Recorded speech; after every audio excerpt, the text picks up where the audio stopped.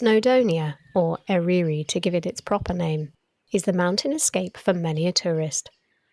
Around 4 million people visit every year to soak up its impressive mountain ranges, glorious scenery, and spectacular industrial and archaeological history. Most people head for the well-known tourist traps of Festiniog, Bethgelert, Carnarvon, or of course to climb its highest peak, Snowdon. For those interested in railways, Snowdonia is the gift that keeps on giving. The great little trains of Wales are plentiful and all have their own unique charm. The Llanuwchllyn, Festiniog and Welsh Highland and Vale of Rheidol railways are known to many. But there is one railway that many people pass by on their way to these better-known gems, without realising that they have missed one of the most charming of all. At the gateway to Snowdonia is the picturesque market town of Bala, on the banks of Bala Lake. The most important landmark for which is the Bala Lake Railway. Running from a quaint little station in the peaceful village of Llanuwchllyn, just off the A494, the narrow gauge railway runs alongside the lake for 4.5 miles to the outskirts of Bala town. We decided to come on a Green Signals jolly to Bala Lake Railway to find out what makes this place so special and to learn a little bit more about the big transformation that they've got planned here. It's cold out, isn't it? It's freezing and I'm really hoping that this fog disappears so we can actually see the beautiful views. Do you know what? Even though there's a bit of fog, it sort of adds to the atmosphere, I must admit. And I think it will burn off, so we'll be fine. Yeah, it's going to be beautiful. The Bala Lake Railway is run by an operating company which works closely with a charitable organisation, the Bala Lake Railway Trust, which was set up to provide education and promote public benefit through the preservation, restoration, maintenance and exhibition of steam locomotives and other railway artefacts. It's this trust that is raising money to bring huge new benefits, not just to the railway, but to the town of Bala itself. More on that a little bit later. But first, let's find out a bit about the railway and what makes it so special by having a chat with the Trust's chairman, Julian Birley. I've got to be honest, Julian, I am so glad that you've given me an excuse to come back to this wonderful place because it's one of my most favourite places in Wales and I know it's yours too, isn't it? Steph, it is, and it's lovely to have you back here. It's been a long time. It has, but you haven't forgotten us. No, absolutely not. It's a wonderful place. You've only got to look around at the scenery, the railway, the people. It's a wonderful place. It's a real family here, isn't it? Very much so, and we work very hard on making it feel like a family, making people feel included. It's everybody's railway, it's not anybody's in particular. Everybody that comes here has got to feel that they have a part of it. What made you think, I've got to come here, I've got to help, I want to support the railway? Well, first of all, this old lady here, she has lured me here. So it's all her fault. So come on, introduce us. Who is this? This is Alice, my mistress. She's 122 years old, and she was built in 1902 for the slate industry and the slate quarry of Llanuwchllyn, which is opposite Mount Snowdon, where she was fundamentally a Victorian dumper truck. Wow. And having worked hard there until 1960, she was then abandoned, and some school boys brought her down off the mountain in the early 70s and used parts of her for another engine Irish mail. When you just look at her, how can you not love a Quarry Hundslet? Wow, absolutely. I mean, she's just stunning. And she's not the only Quarry Hundslet you've got here, because Quarry Hunslets are really what Bala Lake the railway's known for, isn't it? It is. We like to think of it as home of the Quarry Hunslet. We have one of the largest collections of original Hunslets, Quarry Hunslets, and we've got 5 here. And we also have Winifred. Winifred is a Penryn quarry engine. She was taken to the United States in the mid-60s and disappeared until she walked into my life on the 21st of February 2012, and I found her underneath the grandstand of the Indy 500 Raceway You found her there? Found her there in Indianapolis. And to cut a very long story short, we brought her and 2 others home. They've all been restored and they're all running now. But Winifred stays here, lives here. And we did in fact take her back to her quarry in Penryn after a period of over 50 years. Wow. And I sat looking at her and I said, look, said to myself, gosh, if you could talk, what would you say? Gosh, it's lovely to be home, or not this wretched place again.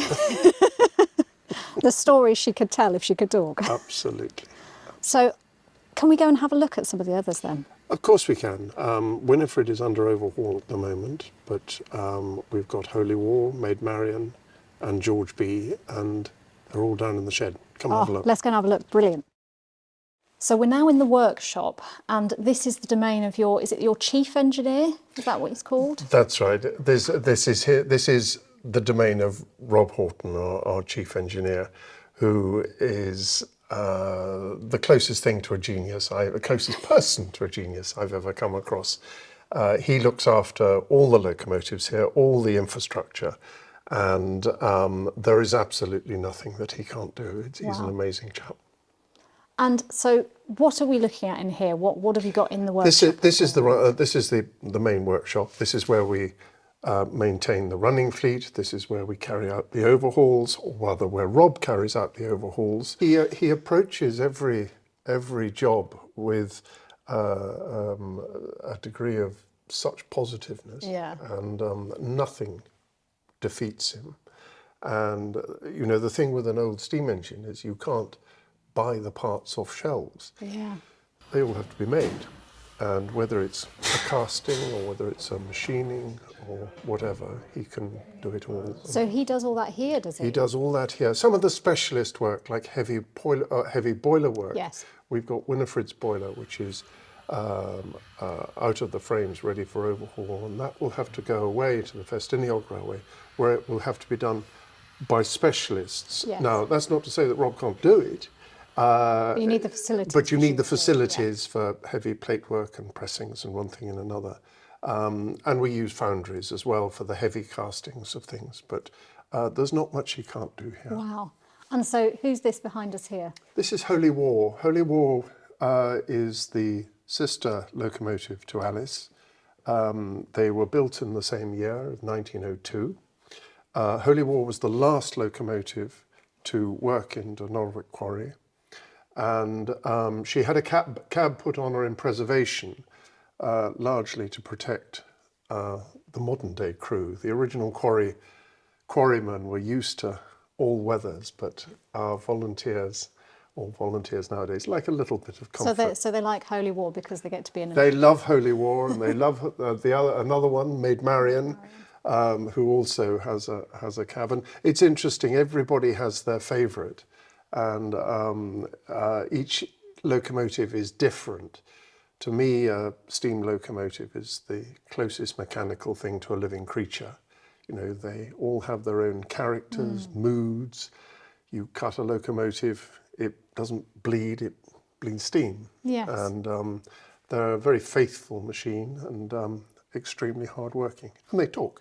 And so other than the cabs, what's different between the different ones you've got here?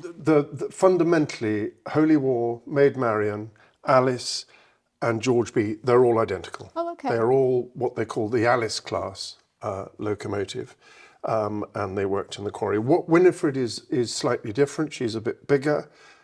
She was built for Porth Penryn at the Penryn Quarry Railway.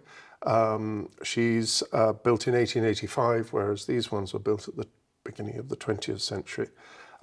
Winifred is one of only 3 built of the port class, and all 3 survive. And it's our dream one day to get all 3 together. Back together. Yeah. But Bala isn't the natural home of Quarry Hunslets. The railway is built on a section of trackbed from the former Great Western Railway standard gauge Rhuarben to Barmouth Junction line, the key part of which was between Bala and Llanuwchllyn, which opened in August 1868. At Bala Junction, the line joined the Corwin and Bala Railway, and at Llanuwchllyn, it joined Cambrian Railways. passenger services through Bala ended in January 1965, and the line from Llanuwchllyn to Barmouth closed. The Rwabon to Barmouth line found its name in the beaching report in 1963 and became gradually run down thereafter. But in 1972, local engineer George Barnes became inspired by the potential for local and tourist traffic along the lakeside at Bala, and, with the help of the late Tom Jones CBE, then chairman of Merioneth County Council's Finance Committee, he registered Rail Forth Llyn Tegid Limited, Bala Lake Railway Limited. Together, George, Tom and local XBR staff started to rebuild the railway to 1 foot 11 5/8 of an inch gauge. The idea behind this was to reuse some of the equipment that was available from slate quarries in North Wales that had abandoned railways in favour of road transport. There are still plenty of remnants of that history at Bala, with the original station building at Llanuwchllyn and the beautiful GWR signal box. That history is now part of an exciting future. But before we move on to that, let's find out about the present and what the railway is like today. David, we're here stood on the platform at Llanuwchllyn. Have I pronounced that correctly? You have that very well, actually. That's Yes. kind. Thank you very much. You came from another railway. You were at the Llanberis Railway before. What inspired you to come here? I think it was the prospect of expanding the railway really and moving it forward here. That was the main reason for coming. Fantastic. And I mean, these are quite challenging businesses to run, aren't they? What's the overall sort of financial position of the operation? In the 10 years I've been here, we've grown from carrying around about 20,000 passengers a year up to 34,000 last year. So that's grown the railway already quite a lot, and that's just organically. It is challenging. There are so many issues at the moment. The financial climate, the coal legislation and so on. There's a lot to running a railway. You've got to manage the costs as well as drive the revenue there. Yeah, we've got to manage the costs. We've concentrated more on driving the revenue up, because if you drive the revenue up, you've got a little bit more scope to then invest in the railway, and we've been doing that quite consistently. Just behind you is a pile of rails over there. There's another pile of rails arriving, so that's to upgrade the railway over the next few years and future-proof it really. Fantastic. So how many people are working here then? Do you have presumably full-time staff and volunteers? What's the kind of the total numbers then? Right, well the full-time staff that actually operate the railway is a grand total of 4, which includes myself. We also have probably about a dozen local people that work in the cafe and the shop on a seasonal basis, and everybody else that we have are volunteers. We've got about between 130 to 150 volunteers, some of which are regular, some of which we only see once or twice a year, but we value them all equally.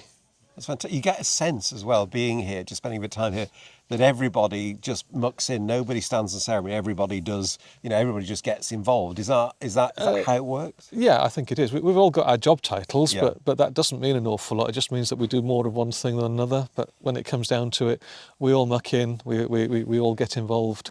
We're starting a major track relay tomorrow, in fact.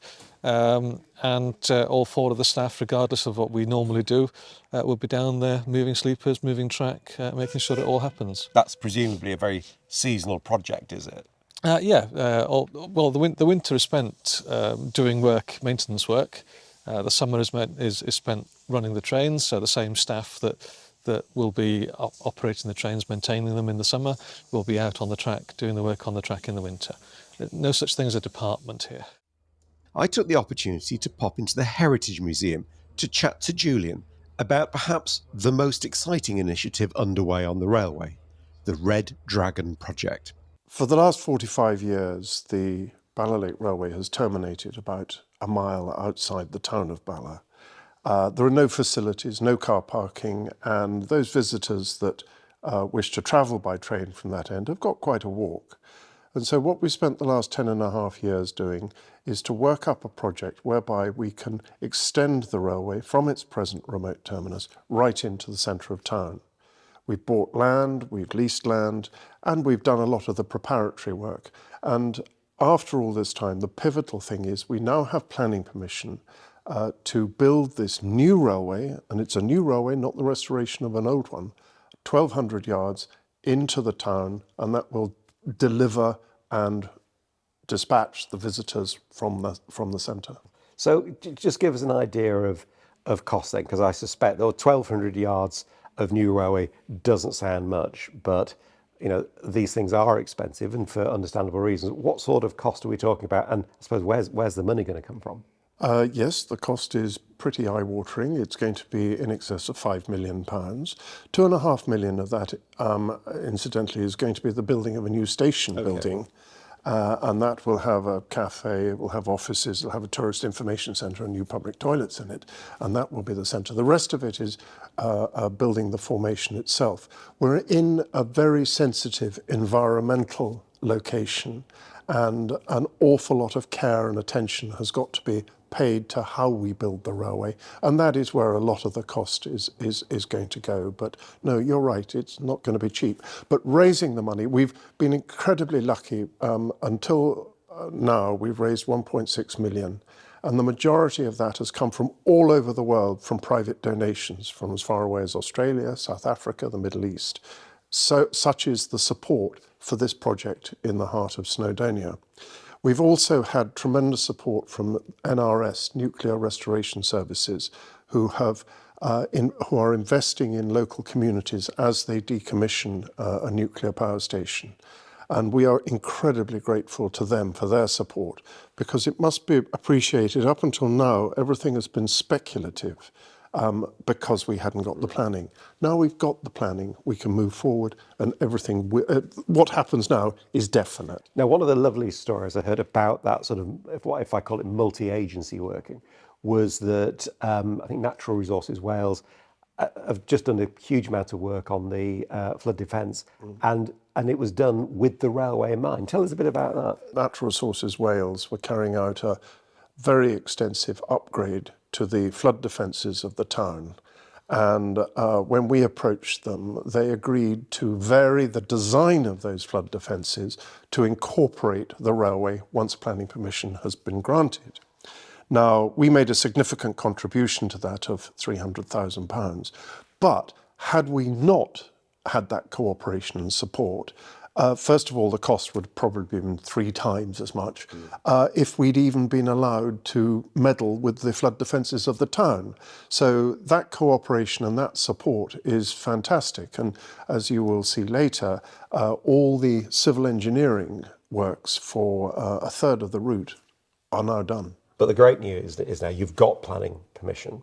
So now it's the small matter of raising the money. But other than that, it's all systems go. All of what's happened so far has been speculative. Yeah. With that planning permission, it's now going to happen. And the town and the community are so in support of it. I've never known a railway project have such public support. And once it's done forever, and it's then completely sustainable. Julian and I then headed to the current terminus station just outside Bala to see where the railway ends today, and to walk along the line of route of the new railway that will bring trains right into the heart of Bala itself. This is where we've terminated for the last 45 years. And as you can see, that we've got no facilities here. There's no car parking, there's no refreshments or anything like that. So what we're planning to do is build this new piece of railway. We're going to come off the existing line on the apex of that curve there.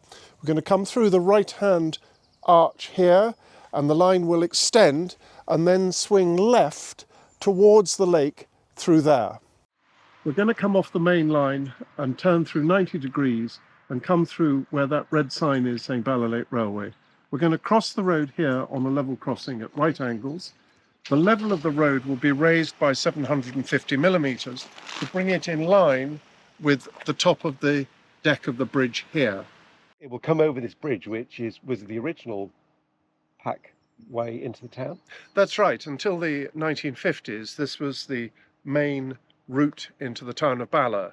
In the 1950s, it was decommissioned and is now just a footpath. It's listed by Cadw, and with us using it as a railway bridge, it will ensure its future safety because it'll always have to be maintained. And isn't it rather lovely that an entry into the town that has such history back to medieval times is going to be used again as an entry into the town? That's rather nice. Absolutely, I hadn't actually appreciated that, but you're absolutely right in what you say, and it's another little idiosyncrasy of this new railway. Lovely.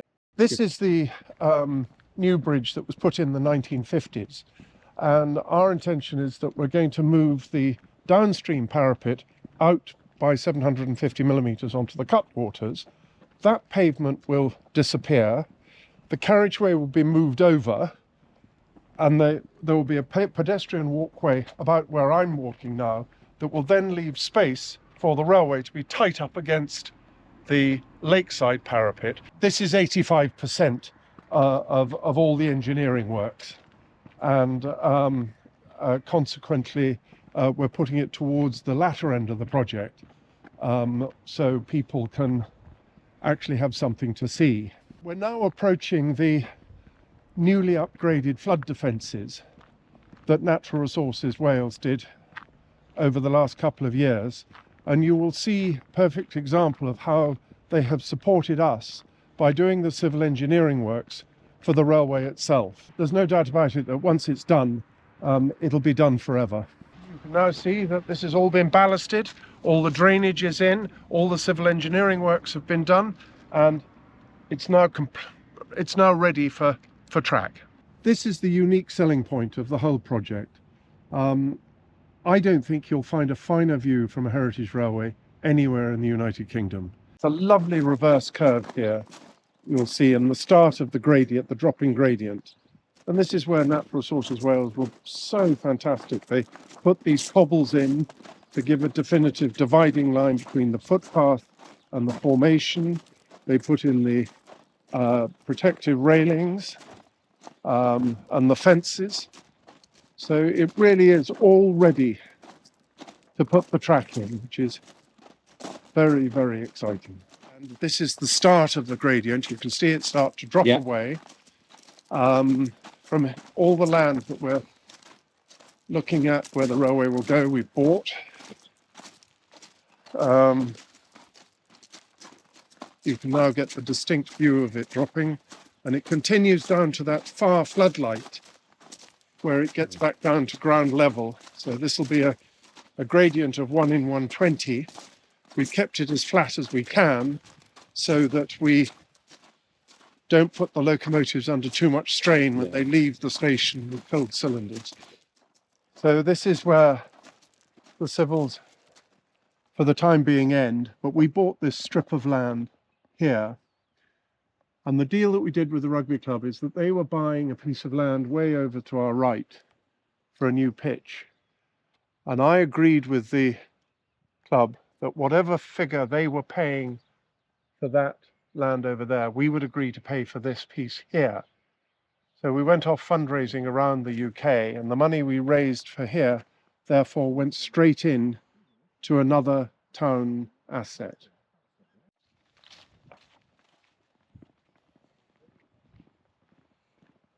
All these trees stay. We have to manage them and prune them, so we're disrupting things as little as possible. Having come down to ground level, the line will come through this fence here, across this field, and cross the footpath here.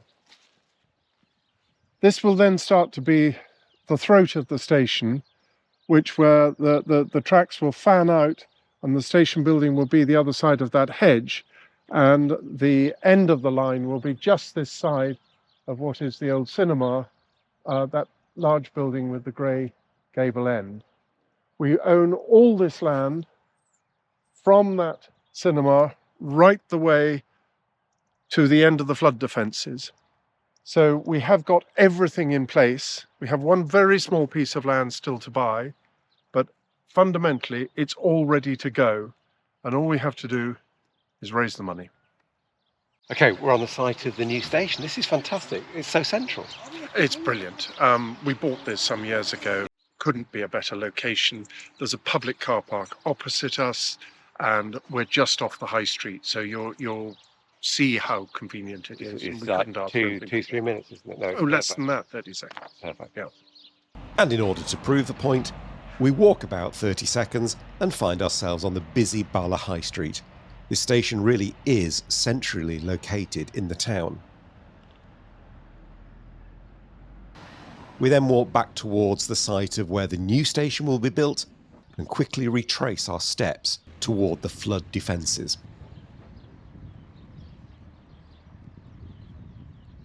On the day we visited Bala, Julian had asked supporters from the local community to meet us on the flood defences in Bala town to show how much they are behind the project and to celebrate the achievement of that all-important planning permission.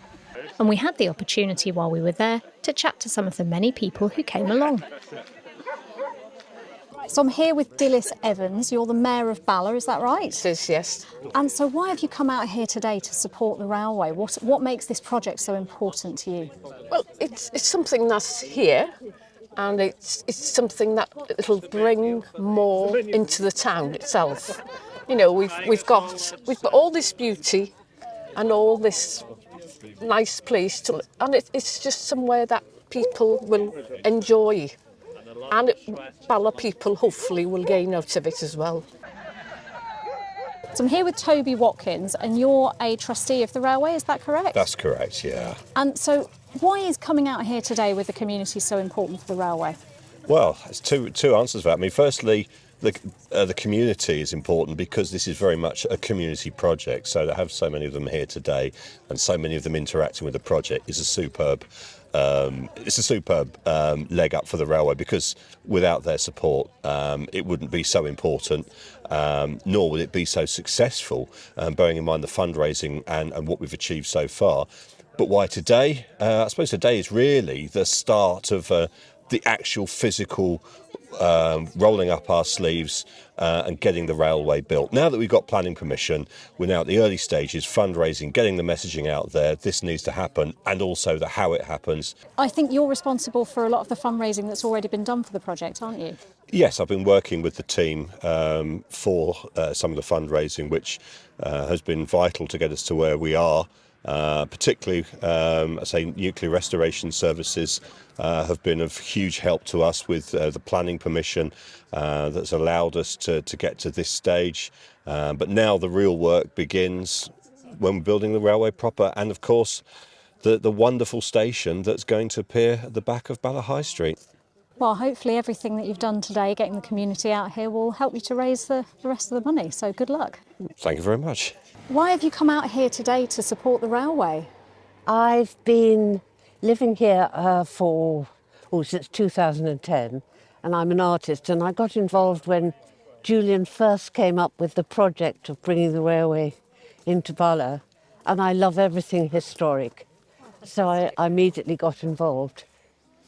And so what do you do on the railway then if you volunteer here? I have a beautiful Springer Cocker cross, and she and I, our chief fundraisers, we sit on the platform, come wind and rain. We've got a big banner and a bucket on the table, and Coriander makes love to everybody. Oh, excellent. And they do photo shoots with her, and then they pop money in the bucket. And what about yourself? Well, I've been a volunteer here since 1972. Wow. I now live in the village of Llanuwchllyn. I just enjoy railways, the narrow gauge railways of Wales, and I've become very involved with this one. I'm a guard on the railway. I've been a driver in the past. In fact, I've done virtually everything on the railway. Oh, wow.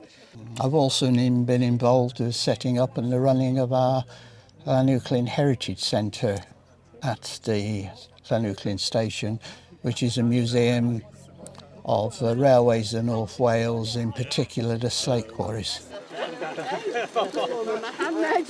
We've done two charity events.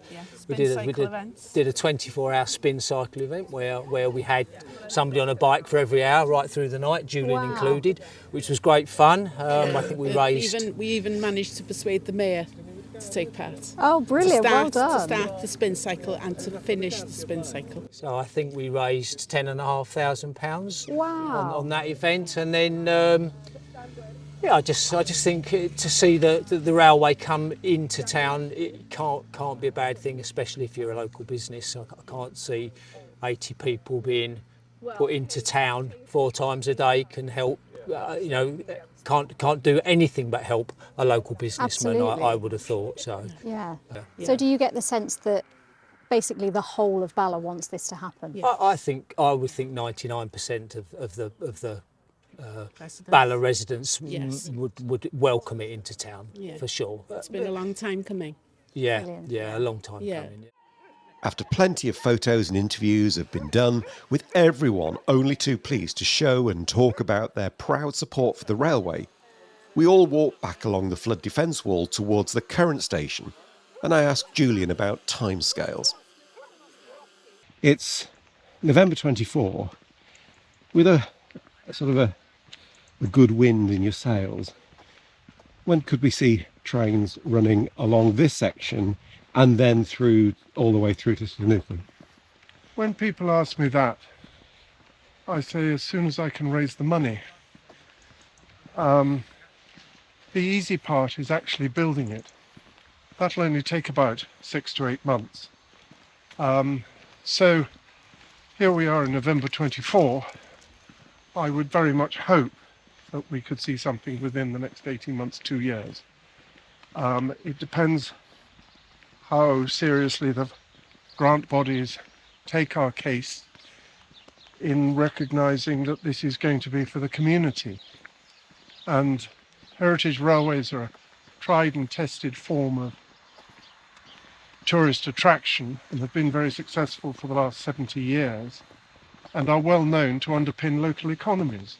So it's not as though we're inventing something new. It's already here. We're just expanding it to its full potential.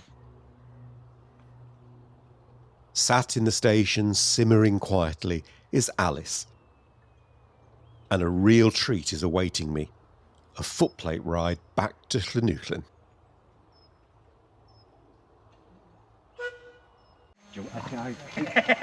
Would you just keep saying that, because that is so lovely. Build you up. Just, I was going to say, if you want to grab onto anything, grab onto that. Grab onto that. Yeah, grab hold of that there. It is often said that a steam locomotive is the closest thing a machine gets to a living being.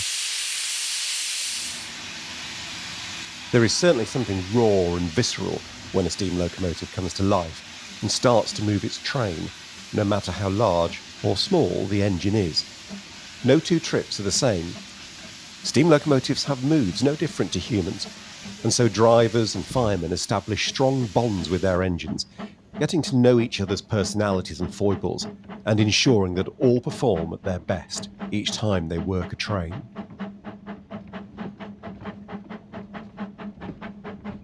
We're a fairly lightly loaded train today, and Alice soon settles down into a regular beat, the noise echoing off the sides of the shallow cutting just north of the current Bala Penny Bont station.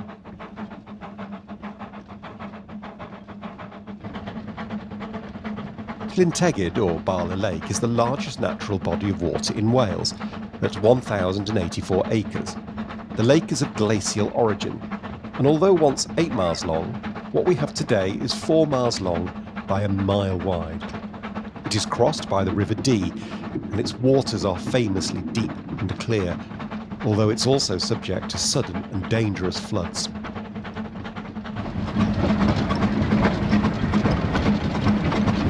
At Llanuwchllyn station, there is a passing loop, and we slow down as we pass through the station. On the platform we see Julian Birley, as well as Tony Streeter of Trackside magazine, here to take some superb photographs of the railway and our train.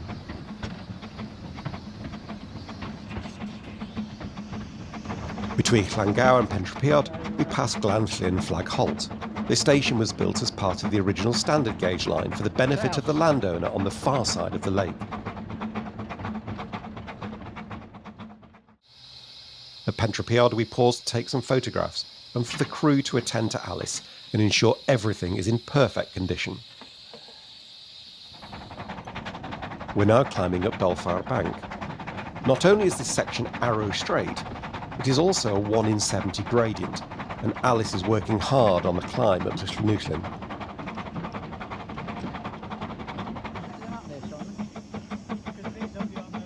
All too soon, the 4.5-mile trip comes to an end.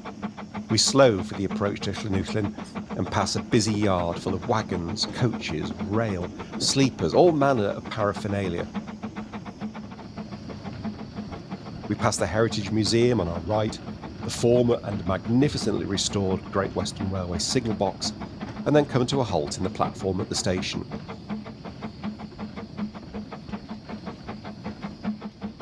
The fading light casts a warm glow on the buildings, creating a magical scene. It's a fitting end to a wonderful day and a glorious footplate ride on this venerable old lady.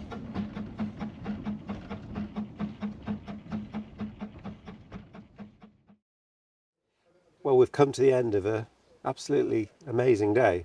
You enjoyed it? Oh, it's just been fantastic. I mean, I haven't been back here for, I don't know how many years, but it's been too long, and it's reminded me that it's been too long. You've got the bug back? I really have, yes. It's that kind of place. I mean, everybody's lovely. They're so committed. They're so passionate. Yeah. And I can see how you do get the bug here, actually. Yeah. I even enjoyed spending some time with Did we Alice melt your here. heart with a Quarry Hunslets? I'm not sure about melt my heart, but it was lovely, and it's beautiful to Yeah. see something still going so lovingly I cared can see for. you've been on the Quarry Hunslet because you've got little black spots A little all bit over like your that, face, isn't it? Yeah. No, it just makes me look distinguished. Anyway, that's my excuse. Of course, the reason we came here was to have a look at the Red Dragon project, hear about that, see that, and the extension to Bala. I've got to say that absolutely blew me away. I mean, just what they've done. There's still a lot to do, but wow. Yeah, I mean, what they've achieved, the money that they've raised already, getting the planning permission, actually getting the community behind it in the way they have is such a fantastic thing to see. And I think for me, what it showed was just how much a microcosm this is of the bigger railway, bigger railway projects, and the fact that they're going through all the same challenges, they're dealing with all the same kinds of issues, and making it happen even on this small scale, which is really quite incredible. It is. Well, so it's a wonderful community. It's a wonderful project. It's a fabulous little railway, and I thoroughly enjoyed it. It's getting a bit cold now, though, so It is. I think it might be time to Head home. wrap up and head home. But it's been a wonderful trip. So thanks for thinking of it, and hopefully we won't leave it too long before coming again. We'll find an excuse to come back. Fantastic.